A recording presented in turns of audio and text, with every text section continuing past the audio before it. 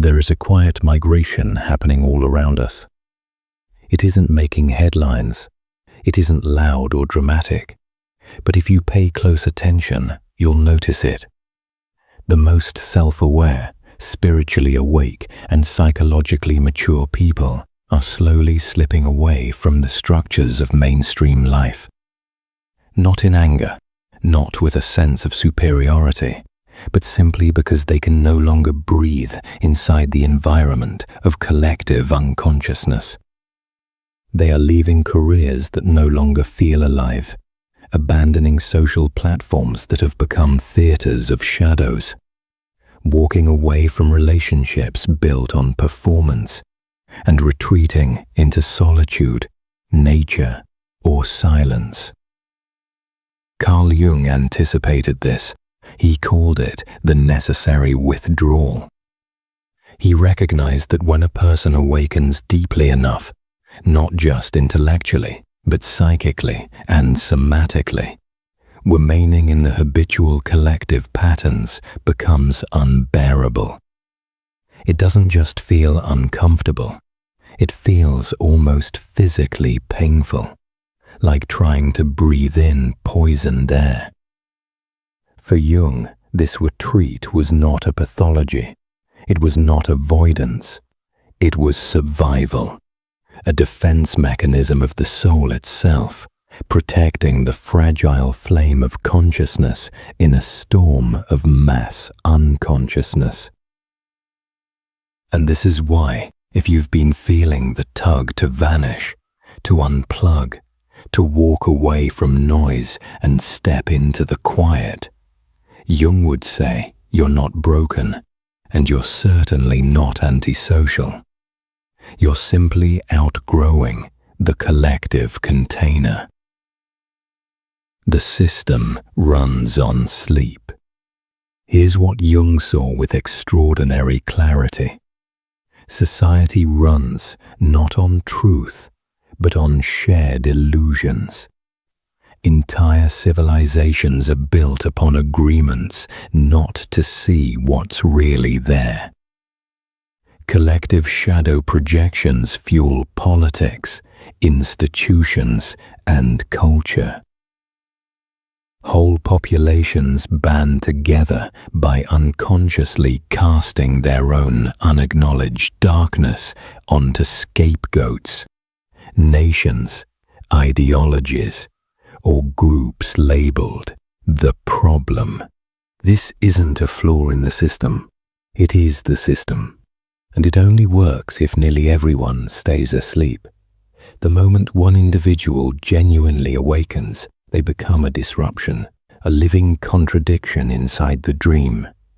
They notice the projections flying back and forth. They recognize the shadow being denied. They see the games being played unconsciously. And here is the curse of consciousness. Once you see, you cannot unsee. Jung himself endured this. As his own consciousness deepened, he found ordinary social life increasingly intolerable. He wasn't arrogant, he wasn't trying to be superior, but he felt as though he was awake in a room where everyone else was still dreaming. Every interaction required him to suppress what he truly perceived. Every polite exchange demanded he pretend not to notice the subterranean motives, the shadow dynamics, the unspoken lies.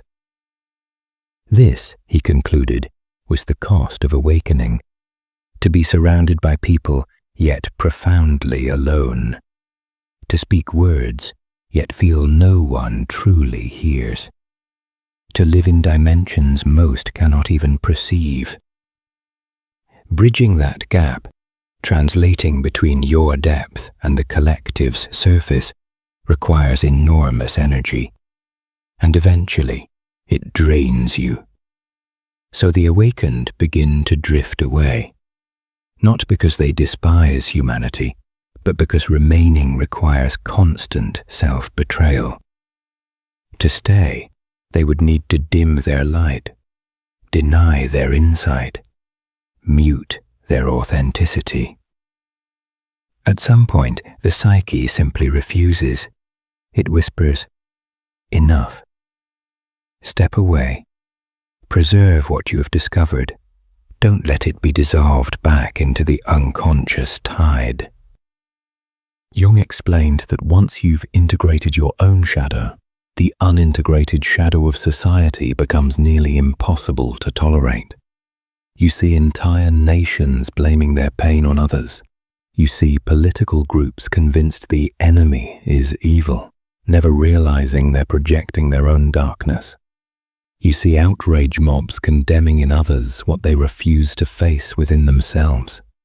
And to your eyes, it looks less like reasoned debate and more like a collective psychosis.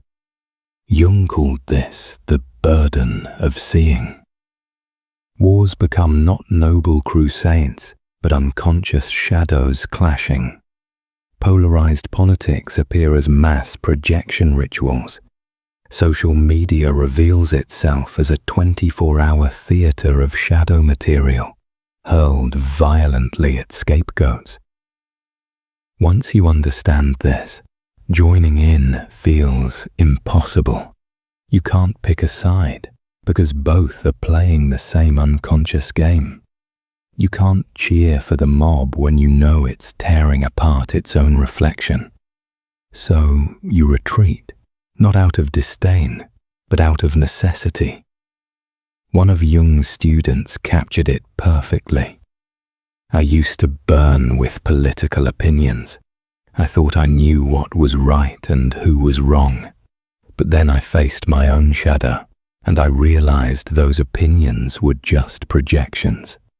Now, when I see debates, I see unconscious material dressed up as righteousness. I can't participate anymore. It would be like stepping into a shared hallucination." And it's not just intellectual recognition. Consciousness also sharpens sensitivity. The more awake you become, the more deeply you feel the projections swirling around you. For those who haven't yet awakened, unconscious conflict is just background noise. But for the conscious, being immersed in that noise feels like being attacked. Jung himself noticed this after his own individuation. Being in crowds became almost unbearable. Not because he disliked people, but because he could feel their unresolved material pressing in on him. A storm of psychic static that no one else seemed to notice. For him, it was not theoretical, it was energetic reality. This is why the awakened so often abandon social media. It's not just irritating, it's unbearable. Every scroll is another barrage of unconscious shadows, another cycle of blame, another torrent of projection.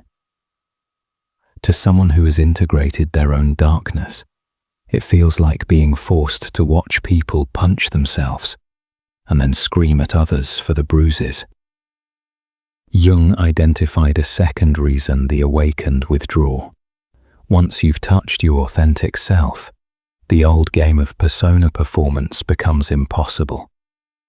Society, however, requires nothing but persona.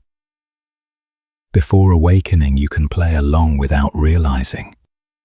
You smile at the right moments, you say what is expected, you perform your role.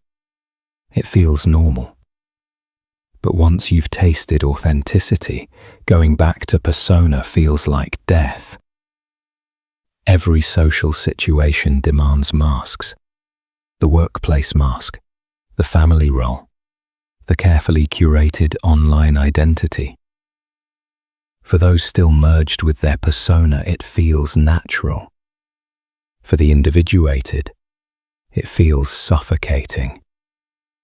Jung knew this firsthand. After his confrontation with the unconscious, he found it impossible to keep performing as the respectable Swiss psychiatrist. He couldn't parrot the collective's opinions. He couldn't sustain relationships built on falsehood. So he withdrew to Bollingen, his stone tower by the lake, a place where he could live without masks. This wasn't antisocial. It was pro-authentic. The awakened do not leave society because they hate it. They leave because they've become too whole for spaces that demand fragmentation, too real for circles that reward fakery, too authentic for structures that only accept masks. One of Jung's patients, a corporate executive, experienced this. After years of inner work, she could no longer tolerate board meetings where everyone performed their executive persona. It was like sitting at a table where everyone spoke a dead language. My authentic self had no place there. Only my mask once belonged. But the mask is gone. She didn't storm out in rage. She simply drifted away, resigning quietly, moving to a small town, choosing authenticity over success. She hadn't failed. She had succeeded in becoming herself. And this pattern is multiplying everywhere. People are quietly leaving careers that demand endless persona performance. They are ending relationships that survive only through masks. They are stepping away from circles where they must be less than they truly are. Not failure, authenticity. And authenticity makes old participation impossible. Here is the paradox. The more awake you become, the more alone you feel. Depth creates distance, not because you want to be superior, but because you simply no longer share the same ground. When you try to speak of your realizations, most people either misunderstand or recoil. When you hint at the shadow, others become defensive, sensing the threat of exposure. When you offer silence, others fill it with chatter, unable to endure stillness. Jung knew this ache well. He wrote, "The individual who has tasted the depths must live as though in exile, for he no longer belongs wholly to the community, yet the community cannot admit his truth." This is the loneliness of depth, to dwell in realities most cannot perceive, to feel truths most cannot bear, to stand at a distance even when surrounded by others. It is not arrogance, it is exile. Silence as refuge. And so, many of the awakened turn to silence as their truest refuge. Not the silence of despair, but the silence of preservation. They withdraw into stillness because stillness is the only place that cannot be corrupted. In silence, there are no masks, no projections, no games of persona, only the bare essence of the self, communing with the archetypal depths. This is why so many who awaken gravitate towards solitude in nature. The forest does not demand performance. The river does not project its shadow onto you. The mountain does not ask you to wear a mask. Nature is brutally honest and completely free of illusion. In its company, the awakened can breathe again. Jung himself built his stone tower at Bollingen precisely for this reason. There, he carved words into stone, cooked his own food, and lived in rhythm with the elements. He called it his real life, in contrast to the persona-driven existence required by the outer world. To the uninitiated, it might appear eccentric. To the awakened, it is sanity. But here lies another danger. Society misinterprets this withdrawal. Those who step away are often accused of arrogance, antisocial tendencies, or even pathology. Why can't you just be normal, people ask. Why can't you go along like everyone else? The answer is simple. Once you've awakened, pretending becomes a form of death. For Jung, the awakened are not rejecting society and contempt. They are protecting the sacred fire of their own individuation. If they were to remain in the collective dream, they would lose themselves. Withdrawal is not pride. It is fidelity to the soul. And yet, this fidelity comes with its own suffering. The awakened must accept being misunderstood, sometimes even vilified. They must endure the loneliness of being labeled strange, difficult, or aloof. But Jung would insist, better misunderstood and whole than accepted and fragmented. Here is the sobering truth. Very few who withdraw ever return fully. Jung himself noted that individuation is not a path that leads back into the herd. Once the psyche has expanded beyond the boundaries of collective illusion, it cannot shrink itself back down. At most, the awakened may visit society, briefly, selectively, carefully. They may interact in small doses, offering glimpses of depth to those capable of receiving it. But they can never fully immerse themselves again. The dream has been broken. Think of Plato's allegory of the cave. The one who escapes into the sunlight can no longer sit comfortably in the shadows. Even if he returns, he sees too much. He cannot pretend the shadows are real again. This is why so many awakened individuals live double lives. A minimal participation in the collective paired with a deeper existence elsewhere. In solitude, in inner work, in silence. Jung recognized that this pattern of retreat is archetypal. Throughout history, prophets, mystics, and sages have withdrawn from their societies at the height of their awakening. Moses into the desert, Christ into solitude, Buddha beneath the Bodhi tree. It is never withdrawal for its own sake. It is always withdrawal as preparation, as preservation, as alignment with a higher principle. Jung called it the archetype of the retreat. You are not alone in your exile. You are walking a path worn by countless others who carried the burden of seeing. Yet Jung also warned of a danger here: bitterness. If the awakened interpret their withdrawal as rejection, I am superior, therefore I leave, they risk hardening into cynicism. True withdrawal must be born of necessity, not pride. The task is to retreat without hating, to step away without sneering, to accept exile without resentment. Only then does withdrawal become transformative rather than corrosive.